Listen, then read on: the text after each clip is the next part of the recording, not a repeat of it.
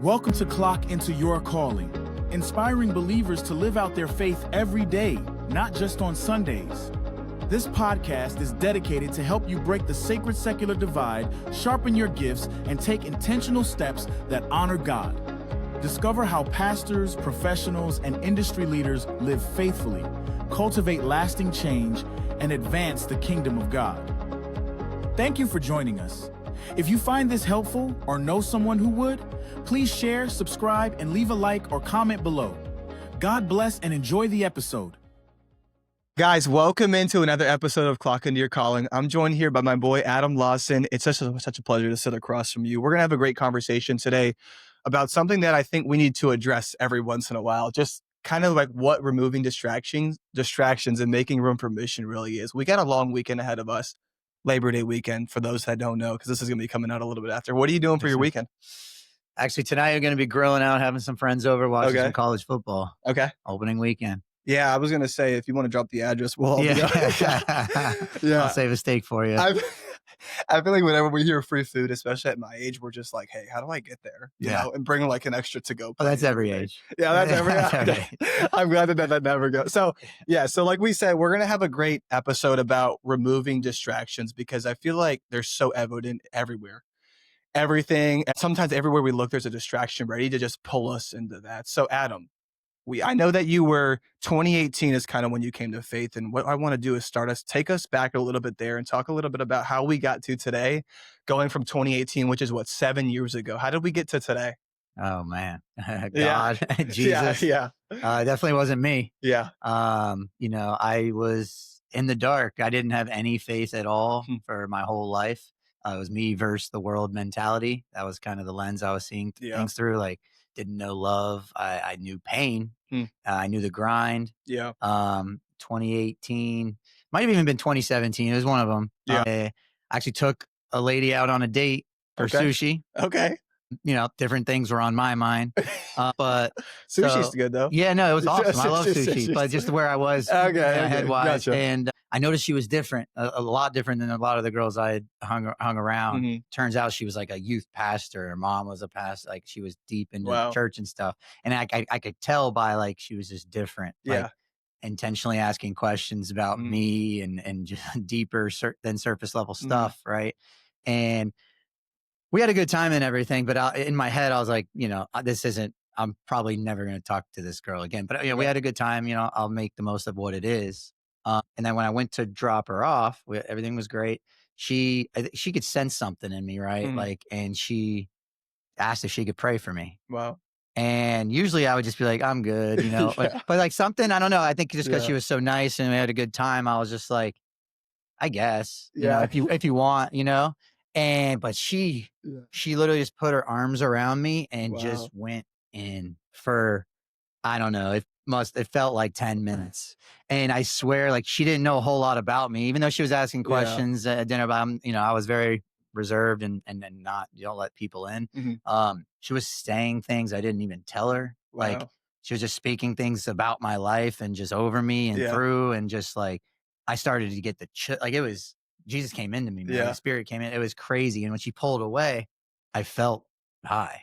Like, I was sober as a bird, but I just felt like different. I had a glow in my eyes. Felt like I had the chills. And she looked at me and she was like, you're already not the same. Like, and that's cool. It was crazy. Yeah. And she was like, you're going to get the best sleep of your life tonight. I swear. And I swear I did. Yeah, I did. It was amazing. That was kind of the start, but obviously it's a journey, right? Right. Just snap your fingers and now, okay, everything's great. I got Jesus. It was definitely a journey to get here, but that's what kind of started it. Man, that's so cool. Was that like the first time you've ever been like prayed for before? Yes, absolutely. Wow. Yeah. First time I actually allowed myself to even receive something like that. Yeah. I bet that experience was so interesting because you didn't even know what to expect probably. Because a lot of times when the new people come to church or something like that, it's an experience that can be frightening, scary. Like, it's something that you're not used to, especially with all the stigma that comes with that.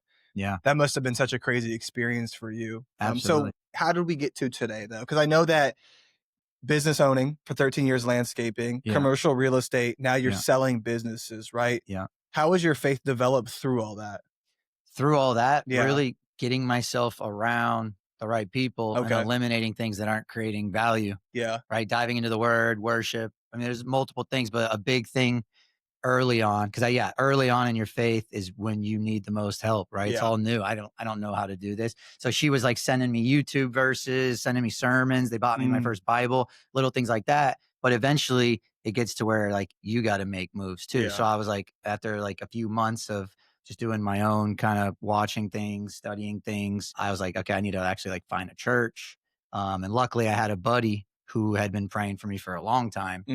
And he was super happy to find that, like, you know, Jesus was now in my life. Yeah. And he knew some people that had a Friday night Bible study every Friday night, all different churches, different people. And that's how I met a lot of the people that are kind of mentors still today for me. And that helped a lot getting into that, because I was able to be in a room every Friday night with believers that had a lot of, you know, knowledge and just a lot to help me with. So, yeah, that was big. I think one thing that's so cool, and just because kind of what came to my head now, is when you come to faith and you don't do it for somebody else, but sometimes you find out that there's some people praying for you for years to that, hey, would you just have that one experience? And it's so cool that it came through a date with sushi that you were like, this date isn't happening yet. But you know, the prayer is what, I mean, if you remember it to this day, it clearly had such a great impact on you. Enormous. Yeah. And so what I know about you, Adam, is that you're like to get after, right? Like from a young age, business ownership, you know, a lot of people wouldn't just jump right into business right out of high school or whatever age or whatever situation that was for you.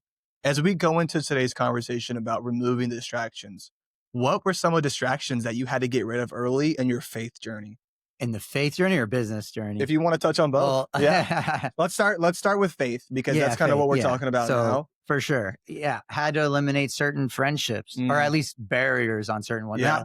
Like you got to eliminate some stuff, but some stuff you just got to kind of create a boundary, minimize, right? Yeah. Like I'm not going to eliminate the whole world, because we're called to go into the world. I mean, someone did it for me. But yeah, definitely had to create some boundaries on a lot of things, a lot of people, a lot of friendships, a lot of activities, right? Things that weren't, things that put me in front of things I'm easily addicted to, needed to go, right? You know, like gambling, lust, you know, just certain things, dipping. I dipped my whole life, you know, just certain things I was easily addicted to, had to start putting, you know, on the rear end. So that's my I want to dive a little bit deeper into that question that we're talking about. What helps you understand that is a distraction for you? Because a lot of times we look at things, and maybe some of the things that you shared, it kind of, there's a clear line on that, but sometimes I find myself, what I struggle with is like the amoral thing. It's like, okay, the gym for me could be a distraction because I'm not going for the right reason or something like that. Like, how do you know, maybe not for like because sometimes, you know, we know that that's a distraction, but how do you know maybe when it's a distraction for you? Like, what's going on in your mind, your activity? Do you like look back on the week and you're like, dang, I spent a lot of time during that. Like, what helps you understand that that's a distraction? Yeah. Understanding it's a distraction. It's not creating value in my life, right? We all get 24 hours. Yeah. Right. We all get the same 24. So it's like, how are you using your 24? Yeah. And what is it doing to better you for your goals? Like, you know, like my goals right now, currently, I want to gear up because I'm, you know, engaged. I want to be the best future. Thank you. I want to be the best husband I can be. So if it ain't going to make me a better husband one day, why do I need to do it? Right? Like if it's not going to make me a better business owner, why do I need to do it? Like, you know, if it's not going to make me physically better, you know, like working out or hiking or whatever, why do I need to do it? I don't want to do things because they're not that bad for me. I want to do things because they're awesome for me. Right. So eliminating those, you ever talk to someone that like smokes or something? They're like, they always got to justify it. It's like, no, but I still get all my work done. You know, like, I still go to the gym. I still, you know, I just do it. You know, but I'm not looking to just do something. Right. Right. Like my time here it's a short time. We're here. Yeah. And I have a calling. And if it ain't going to get me more toward my calling, then it needs to go. Yeah. Right. So that's kind of the mindset I go into each day with, is my faith is number one. Right. And then obviously Olivia is number two, then my fitness and my business and my friends and all that. And outside of that, there's not a whole lot of room when you really put things on the schedule and attack them. Right. Those things filter themselves out. Yeah.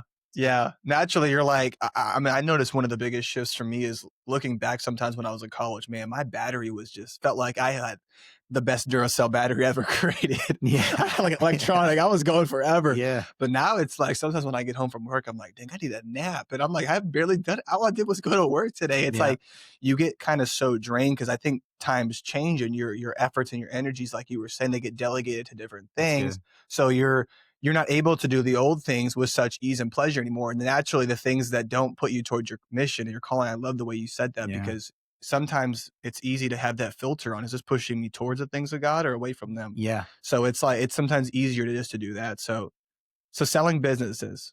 Yes, I want to hear more about that. So you did landscaping. Maybe you want to touch a little bit about what you did. Selling mine. Yeah. So you did I want to hear a little bit about your business journey, if you will. Okay. Yeah. Yeah. No, started at a young age.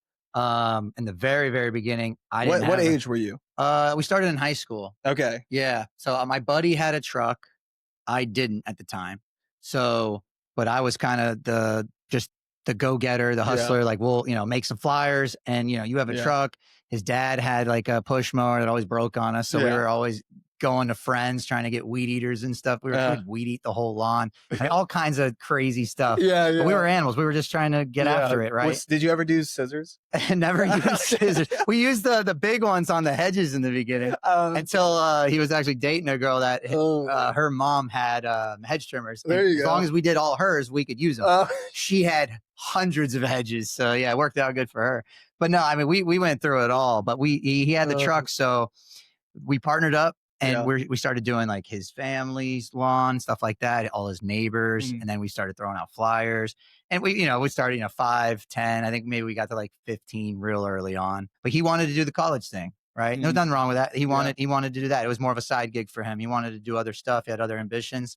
And I saw a real future in it. I saw I was good at it. I saw I could make money at it. And that's what I wanted to do. So we just kind of split off. It was nothing bad. And I just took off with it, man. I just throwing out flyers every single day, the old school way, and just started building work. And at a young age, I grew it up pretty good and just really took off with it. Yeah. Yes, sir. Yeah. So if any of you guys got a flyer from him, that was probably Adam. I must have made 100,000 flyers and then door hangers once I got some money. Yeah. As long as you don't go be the person that puts it like on somebody's windshield in the parking lot. No. It's always a little weird for me. No, but your house store got it. Yeah.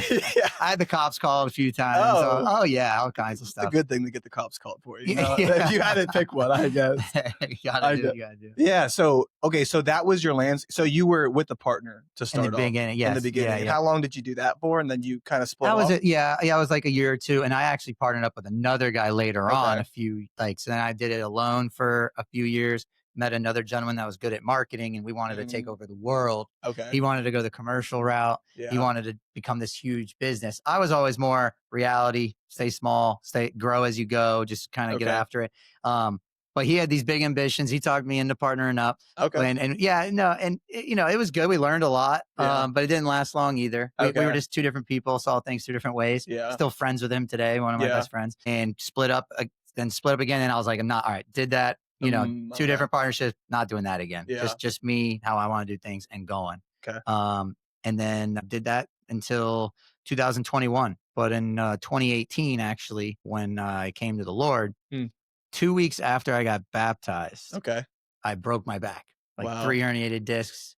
And it was 2 weeks after I got baptized. So this whole time I wasn't with the Lord and I was doing, great. Yeah. And then I give everything to the Lord and literally 2 weeks later, couldn't move. It was a whole journey.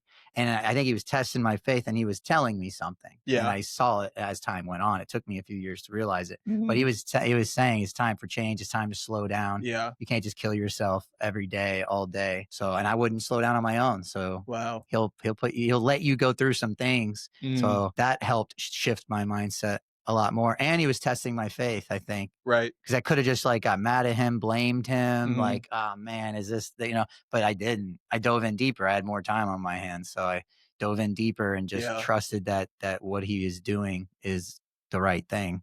Yeah. I mean, it sounds like you came to faith at such a pivotal moment because I don't know what you could have suffocated yourself with when you have a broken back without distractions. What we're literally talking about today. Yeah, there's so many not good things that get involved with, especially when you aren't as able as you once were. And you got all this time like appears, it feels like, and you have so much time, it feels like. Yeah. Going through that without the Lord would have been tough. Yeah. Real tough. Yeah. I mean, probably even with going with the Lord. With the Lord was tough. Yeah. It's like one of those things where it's probably like, I thank God, literally. Yeah. Because I have him right It started now. to shift my mindset though. It took me a few years to actually sell it, but I think he was saying, there's more for you. Like this was great. This got you going. This sets you up. Like you learned a lot, but now it's time to take that knowledge, take the relationships you built, the financials, everything, and go do some other things.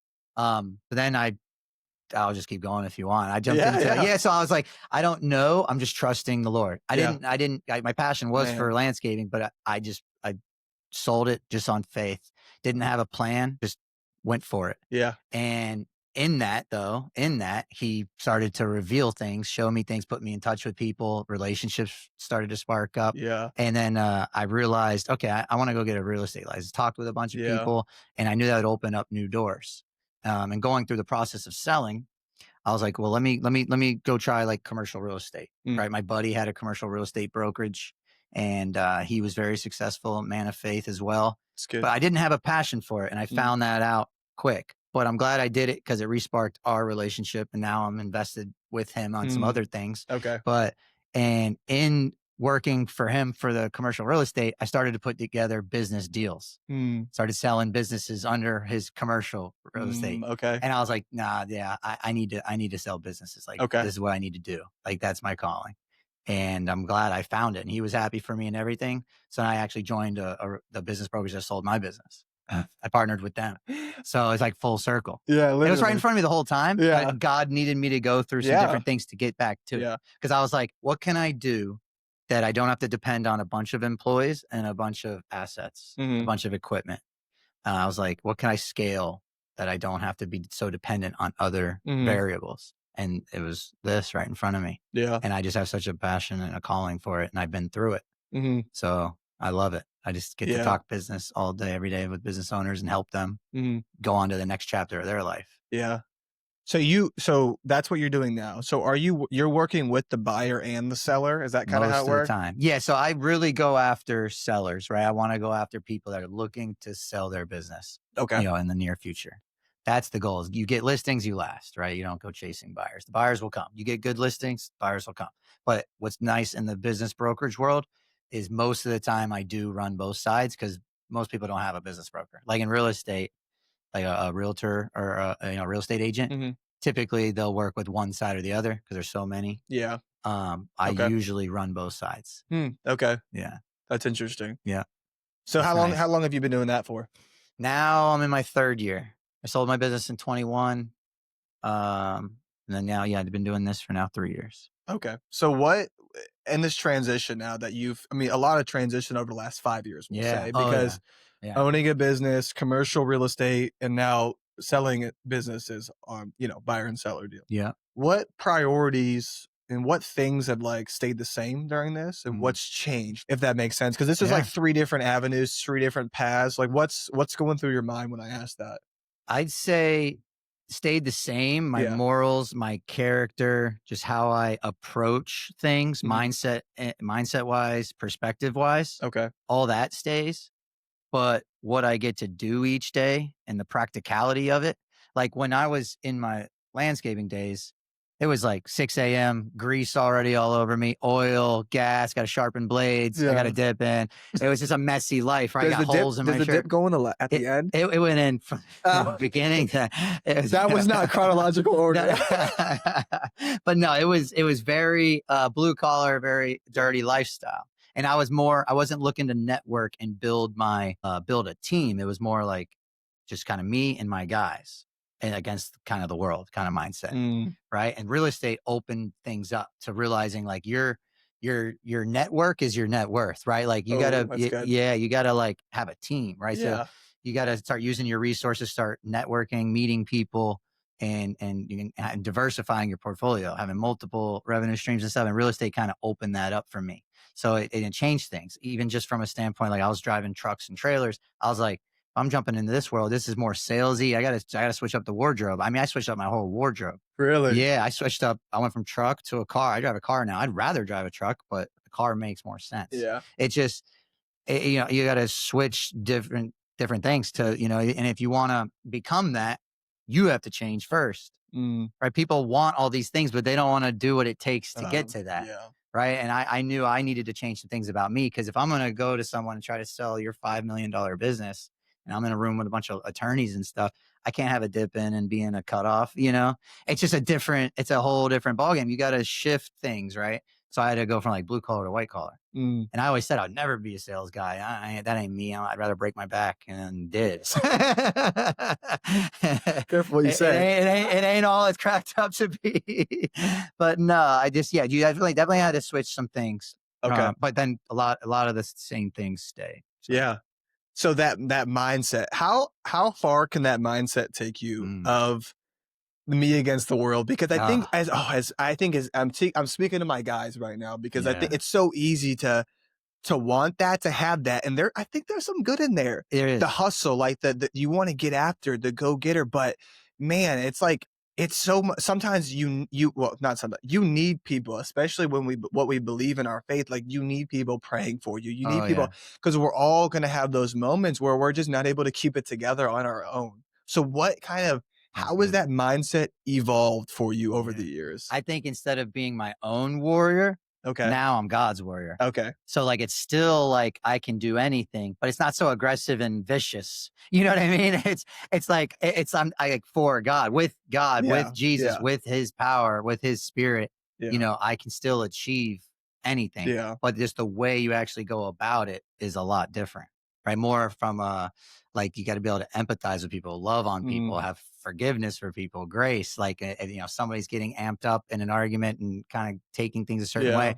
You can't feed off that, right? Like so you just got to know how to go about things differently. And with Jesus, I don't want to say it's easy. It's definitely not easy, but it's a lot easier, right? Than what, in the landscaping, most of the landscaping days I didn't have Jesus. So the mentality was a lot different. It gives you so much perspective. Yes. You see things so differently.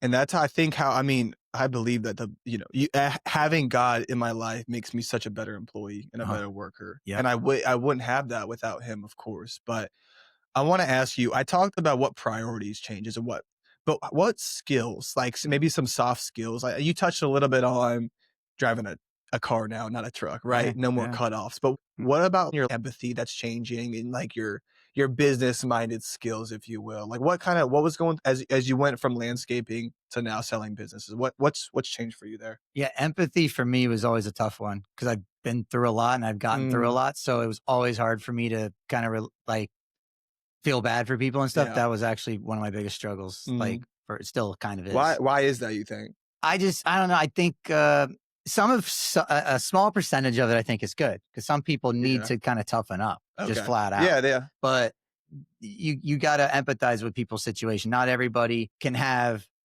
a million bad things going on around them and still keep their cool and stuff. I think I've done just from my past and stuff, I've been able to prioritize things well and not bring my baggage to the table in business and stuff. But not everybody's good at that. So learning to empathize with people's situations and love on people better. It's just a whole different perspective I have compared to back in the day. Or if like an employee who said they were going to be late or something, I'm like, there's no excuse. Now it's like, okay, it makes sense. He's in traffic. It's raining. Like just easing up a little. Picking your battles would be a good way to say it too, right? There's certain things. Speaking from an engaged man. Yeah. Picking your battles. Certain things. Yeah, exactly. Certain things aren't worth it. I'm not engaged. I don't know. It's 100% true though. In all relationships and in business, certain things aren't worth the fight. Certain things are. Yeah. And it's you knowing how to balance all that, balance your time, balance your efforts, balance situations.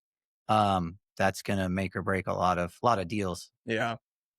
So we talk about removing distractions, making room for the mission that's at hand. How do you keep kingdom mindset in place in an environment that you're, it feels like you're in a secular field right now, but it seems like when you go in, you're looking at all the measurables, all the quantify. How do you keep kingdom mindset in place when you're going through these different things?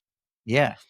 Not letting the business define me, who I am. That's Not good. letting the outcome define me. That's really not good. letting the money value define me, you know, just knowing who you are in Christ. Yeah. Right. And just if you're going about the right things each day, doing the right things consistently, God's going to put the right things in place for you. Yeah. Now, it might not come on your time, but eventually it'll come. You know, sometimes, because in this game I'm in now, you got to be able to ride the waves. You know, you could sell a few in the same month and make a killing, and then you can go 4 or 5 months like nothing. It's such a different ball game. Yeah. Right? And so, in those moments, you could start thoughts can creep. Right. Like, oh man, I don't have any good listening, like might not make money for a long while. Like not getting caught up in that, just trusting the process, trusting what God has for you, and just helping people. When you go into it with a serving mindset and not like a what's it going to do for me mindset, really good. like I don't even, it's not even work. Right. Yeah. Like I'm just looking to help. Like every morning, my prayer is, God, use me however you want. Like, how can you use me? Wherever it is, everywhere, use me everywhere. Right. So it's like, if I can help this business owner, it might not do anything for me today, but maybe 2 years down the road, he throws me a referral. Right. Like you never know. Right. So you just go about things the right way each day and be confident in that. Yeah. I think that's so good. And I do want to add one thing to what you said. You make a good point about allowing God's work to be done, because you don't go into it looking for that referral in 2 years. You do it because that's what God calls us to do individually. So that's it's easy to think about, okay, maybe he can give me, he's wearing a suit, he's wearing a tux, maybe he's got a good job for me later. He's got somebody that I can meet later. Yeah. But it's going into it knowing that is what God has called me to do. In this case, it's you to go in there and to serve these people. I think that's such a good heart posture, but it takes some work, especially because, you're commission based, I'm assuming, right? Like you're only getting paid if a business sells. How do you manage your, let's talk about your valleys real quick. What are you telling yourself? What are you doing differently perhaps in those times where things aren't looking too hot? Yeah. Well, some of that's going to stem from, have you stewarded your money well? And that's why I talked earlier about diversifying your portfolio, having different revenue streams, so that not being dependent on just your business or, for some of the viewers, just their job. Yeah. Right. If that's your only income and things do hit the wall, it is going to be tough. So like using your resources and learning, right? Knowledge is king. Yeah. So study up on different ways to having your money make money. Yeah. Right. Getting with people that are smarter than you. If you're the smartest person in the room, you're in the wrong room. Right. Get in different rooms. Get around different people. That's why I'm in this room right now. I was going to say the same. No. Too slow. You got to let me get the joke. No. I'm just kidding. But really though, I think that's a game changer when you start to intentionally seek others and look at how they're living. Like I don't want to have a conversation with someone just because they have a bunch of money. Yeah. That's good. Or just because of one area, like look at how they're living, look at how they carry themselves. And if it meets up with what you like and what you want or are doing, then I'll buy that guy lunch. Once a month I offer to just take somebody, just to literally, usually somebody, older, wiser than me, with more money, more stuff than me, just to kind of just talk with them. Yeah. Right. Like, sometimes you got to pay to play too. That's another thing people need to realize. Everybody wants stuff, but sometimes you got to pay to play. But, and what I mean by that is sometimes, like if these mastermind classes and stuff, or just whatever online for real cheap. But like if you sometimes want the real high level stuff, it's going to cost. Whether that be financially or your time or whatever that looks like. But sometimes you got to sacrifice things. Right. And that's another tough situation. That's another balancing thing I struggle with is because when I was starting my landscaping business from scratch, I was able to sacrifice everything because I didn't really have many faith values, I guess you'd say. Right? Gotcha. I was willing to sacrifice everything, sleep, food, everything, just to go make money. Yeah. So that's one thing I was a little scared of when I wanted to dive real deep into selling businesses is I know how I can get if Adam Lawson takes the reins. So I was like, just making sure I balance everything better this time. And I think I've actually done a pretty good job of balancing things and not just making it 100% about the business. Yeah. You can drown in there. It can be so, cause man, I remember getting out of college, getting a little bit of money, and I'm like, dang, like I'm feeling different. I'm like, okay, it's like, okay, settle down. You got a bunch of college debt anyway. I don't know who you think you are. But I think you're the perfect person to ask this question to. And like, I think about one of our goals of this podcast is stewarding, and every day it's consistency, consistent faith is what it is. And in God and what he has for us to do each and every day. But I kind of want to ask you, how does living with like eternal impact in mind affect each and every decision every day for you? Each and every Because decision. you touched a little bit on it. I talked about, you talked about making sure like your priorities in the right place, the balance and everything. How does that, but knowing that it's not just about that one conversation, but it's about, glorifying God in that moment. Like, what are you thinking about when I ask? Yeah. Intentionally going about worshiping the Lord, prayer with the Lord, prayer with other people, not letting what the world would perceive as normal and good to get to you, doing what the Lord has called you to do, not what maybe family has called you to do or friends has called you to That's do. a tough one. Yeah. It's not, for a lot of people, it can't be. Yeah, for sure. So I don't know, just going into each day, like as soon as I get up, literally it's just, Lord, how can you use me? And just keep me focused, right, on what matters. And I think ahead of time, writing down what matters in your life. Yeah. Right. Like the things that won't be sacrificed. Yeah. Then you'll really realize after sleep and after like the things you have to do, there's not much time for the other stuff anyway. So it's like, like when people are like, oh, I'm just scrolling, like what, where they do that at? Like, I don't get that, like, so you're just allowing whatever the world wants to put in front of you to get into you. Yeah. Because your thoughts become your words become your actions, your actions become your habits is going to eventually define your legacy. Right. That's good. So I think it's so true. It starts with your thoughts. Yeah, it starts. And if you're just letting anything put thoughts in your head and you're not guarding it at all, you're in trouble, man. Because then it's going to show in your words and how you talk, and then how you live, what you're doing, and then none of it's intentional, none of it's for anything. I just never wanted. I never wanted to be like that. Even before the Lord, I didn't want to like be like that. Right. But then definitely when I got the Lord, it just made it so much easier to prioritize everything. Yeah, and just stay kingdom focused. Yeah, I think the difference is, and maybe you could relate to it's like who you're working for. Before you were working for the world, probably Or because me. you were or yourself or the Adam world, Lawson, like which is probably from the world views, right? Yeah. Because we don't just get these things naturally in our head, because like you're talking about, everything we consume, like it can't not everything we consume can be a distraction, but a lot of things we consume, and some things, I really touch on this. You got to guard what you can guard, control what you can control, because in reality, it's not much. Yeah. Right. It's That's not awesome. much, but what I'm talking about is more like what you're listening to on your own, what you're exposing your eyes to, because I can't help what somebody wears to the gym or what billboard I see or what my coworker says, but I can control some things, is what I'm using my free time for, what I listen to personally. Like, and it's, I can put probably on one hand what I can control. Yeah. And everything else is just like, the gym I'm going to now, the music is just so loud. It's like drowning out my music. The earplugs, you don't like loud. I need like 3 sets of, I need like the in and the over just so I can have my worship music going. That's awesome. But anyways, and I think that it takes me back to the Bible, and it talks about knowing a tree by its fruits, because the fruit always is on display.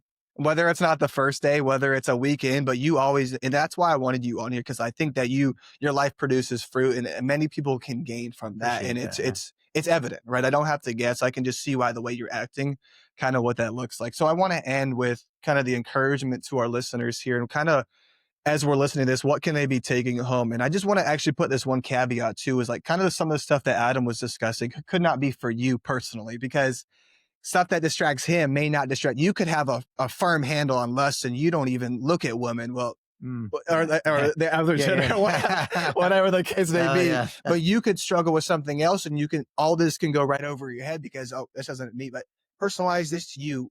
How does this relate to your life is kind of always like the take home question and everything. So the question I have for you, for our listeners, would be, what encouragement would you give to someone trying to keep their faith strong in the day to day and managing the daily pressures of business ownership or management? Yeah. Well, first take the pressure off of yourself, right? It's good. Pressure's on the Lord. The battle is his. Yeah. It's not yours. So then from there, it'll all stem from that. Just be grateful. Keep a grateful heart. Like the fact that I just woke up is incredible. Right. Like right away, I'm just like, oh my, like, I can't even believe it. Like I get to breathe. My eyes are open. I get to see. I get to hear. I get to taste. I get to smell.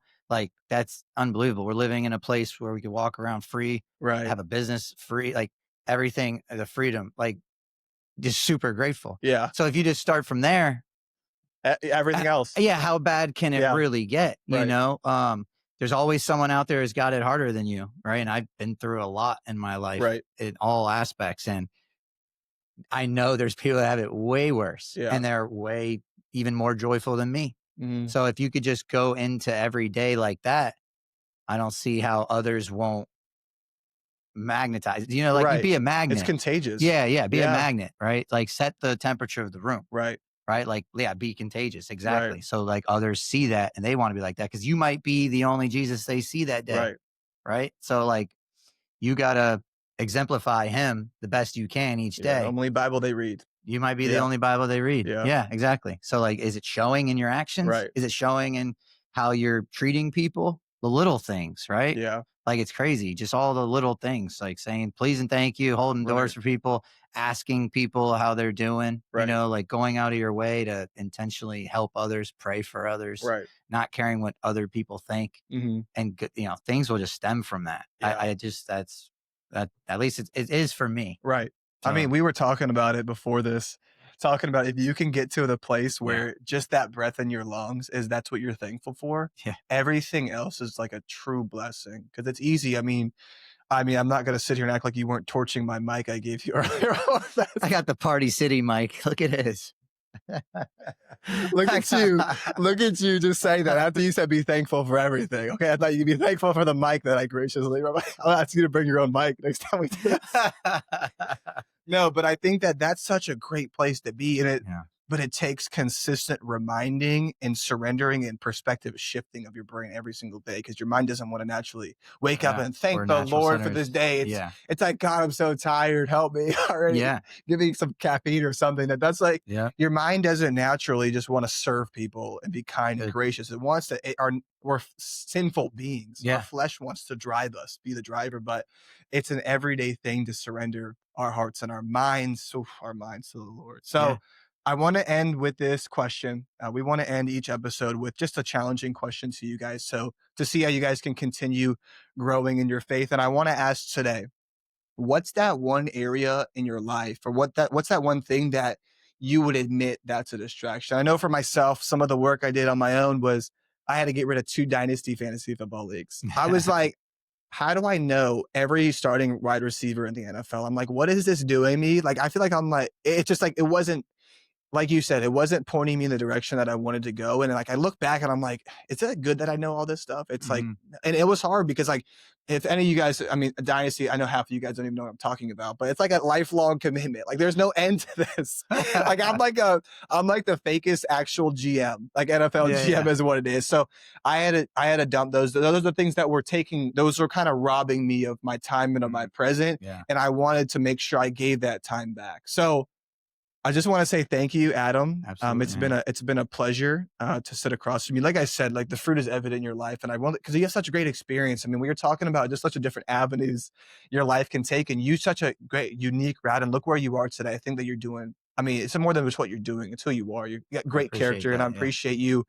You know, see you serving pretty much every Sunday, tearing down after church, even though you got, your back still isn't great. And we talked about how many times you go to the chiropractor. Which is a great thing, but thank you. I appreciate it. I appreciate it, man. Yeah. And all the listeners, fill your schedule with intentional things, helping others, and things will happen from there. Yeah.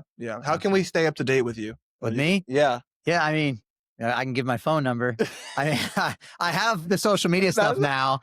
I didn't for 33 years. No phone number. We got to rehearse. Get in touch with you and give them my number. You want to see this guy, call me and I'll schedule something. He's too busy. Anyway. But no, I am now because of business. I am on Facebook and Instagram. And I'll put your handle on the video so you guys can get you. So I want to end as we do every single podcast that you are given a unique purpose, a job that only you can fulfill, that God has created you to fulfill. So don't settle for that ordinary, but step into the extraordinary God has called you to do. God bless you, everybody. Amen. Thank you for watching. See you next time.